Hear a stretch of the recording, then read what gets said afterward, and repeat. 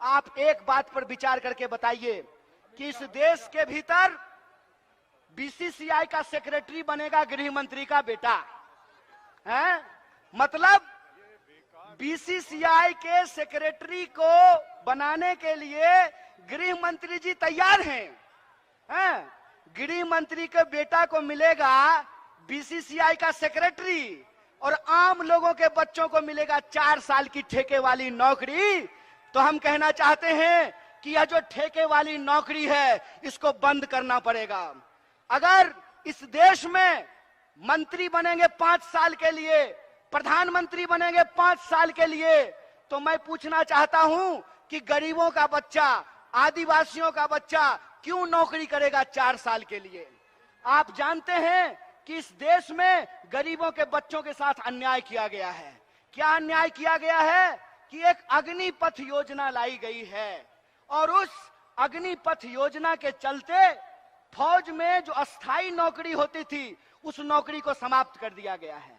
आप कोई भी डिपार्टमेंट उठा करके देख लीजिए, अस्थाई नौकरियों को समाप्त किया जा रहा है, ठेके पे नौकरी दी जा रही है। तो मैं आपसे ये पूछना चाहता हूं कि जब इस देश में प्रधानमंत्री 5 साल के लिए होगा तो अग्निवीर में 4 साल के लिए नौकरी क्यों दी जा रही है?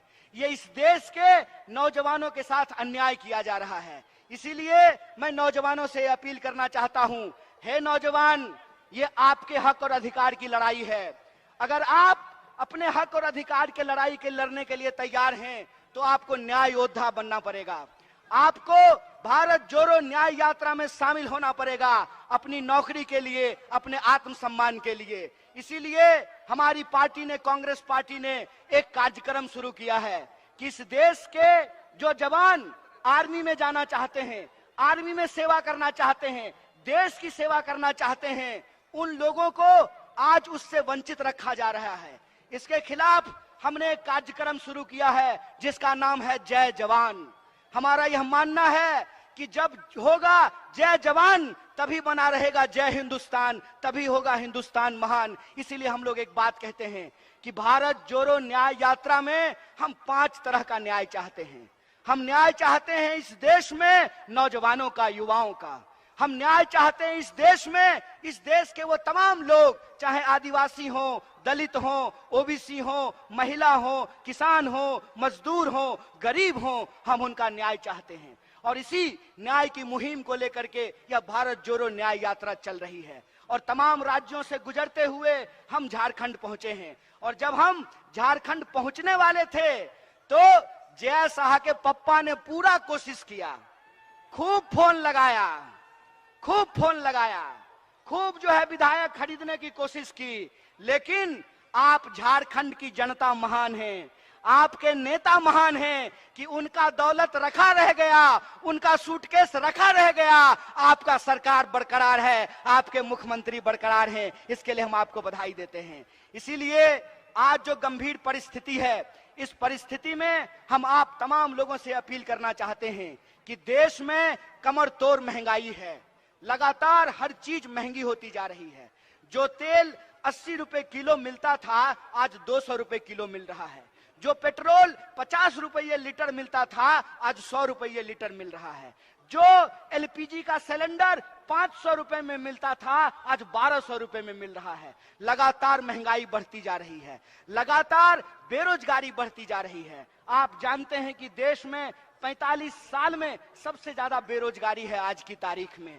भारत दुनिया का सबसे नौजवान देश है, दुनिया का हर 5वां नौजवान भारतीय है। लेकिन हमारा दुर्भाग्य ये है कि आज देश में सबसे ज्यादा बेरोजगारी है। एक तरफ कमर तोड़ महंगाई है, दूसरी तरफ कमर तोड़ बेकारी है, और तीसरी तरफ आप आए दिन यह खबर सुनते होंगे कि महिलाओं के ऊपर अत्याचार हो रहा है। आप ये खबर सुनते होंगे कि आदिवासियों के ऊपर अत्याचार हो रहा हो, आप ये खबर सुनते होंगे कि दलितों के ऊपर अत्याचार हो रहा है। तो भारत के किसी न किसी कोने में किसी न किसी भारतीय के ऊपर अत्याचार हो रहा है। इस अत्याचार से हम मुक्ति चाहते हैं, इस अत्याचार से हम आजादी चाहते हैं। हम चाहते हैं कि संविधान ने जो हमको अधिकार दिलाया है उस अधिकारों को हम बचा करके रखें, उस अधिकार को हम सुरक्षित करके रखें। इसीलिए हम आप तमाम झारखंड के लोगों को ये कहना चाहते हैं कि ये लड़ाई देश बचाने की लड़ाई है, ये लड़ाई विचारधारा की लड़ाई है। इस विचारधारा की लड़ाई में एक तरफ वो लोग हैं जो इस देश को बेचने की साजिश कर रहे हैं। वो क्यों कर रहे हैं कि वो बड़े बड़े धन्ना सेठों से चंदा लेते हैं और चंदे के दम पर मीडिया को खरीदते हैं और जनता के सवालों को गुमराह करने का काम करते हैं। इसीलिए मैं कहता हूं कि इस मॉडल के खिलाफ हमको आवाज उठाना पड़ेगा। ये मॉडल है कि तुम मुझे चंदा दो, मैं तुम्हें धंधा दूंगा। ये मॉडल हमको समझना पड़ेगा। हमको ऐसा मॉडल चाहिए जो हमारे बच्चों को नौकरी दे, जो किसानों को उनके फसल का दाम दे, जो मजदूरों को मजदूरी दे, जो महिलाओं को आत्मसम्मान दे, जो आदिवासियों को जल जंगल जमीन का अधिकार दे। और आपको यह बात ध्यान रखना पड़ेगा कि अगर हम एकजुट नहीं रहेंगे तो ये हमको बार बार अपमानित करने का काम करेंगे। आपने देखा कि मोदी जी का समर्थक एक चापलूस पत्रकार किस तरीके से आदिवासियों को अपमानित करने का काम किया। हेमंत सोरेन के नाम पर, हेमंत सोरेन के बहाने किस तरीके से उन्होंने आदिवासी अस्मिता को अपमानित करने का काम किया।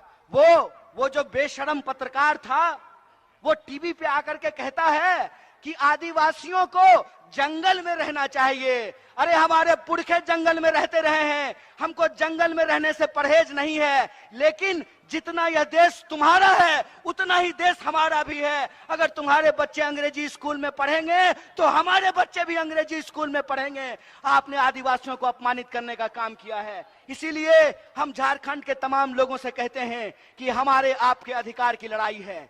इस अधिकार की लड़ाई में 5 तरह के न्याय को सुरक्षित करके एक मुट्ठी की तरह हमको एकजुट रहना पड़ेगा। और अगर हम एकजुट रहेंगे तो हमको कोई हरा नहीं सकता है। कोई माई का ताकत लाल जो है हमारी ताकत हमसे छीन नहीं सकता है। इसीलिए मैं आपसे आखिरी अपील करना चाहता हूं कि आने वाले दिनों में आपको बांटने की कोशिश की जाएगी, आपको लड़ाने की कोशिश किया जाएगा, आपको धर्म के नाम पे भटकाने का कोशिश किया जाएगा।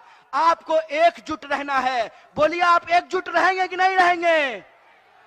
अगर आप एकजुट रहेंगे तो हम आपसे वादा करते हैं कि यह इंडिया अलायंस न सिर्फ भारत को बचाएगा बल्कि आने वाले दिनों में हम तमाम आम आवाम के लिए एक बेहतर भारत का निर्माण करेगा। इसी आशा और विश्वास के साथ जो हमारे झारखंड प्रदेश कांग्रेस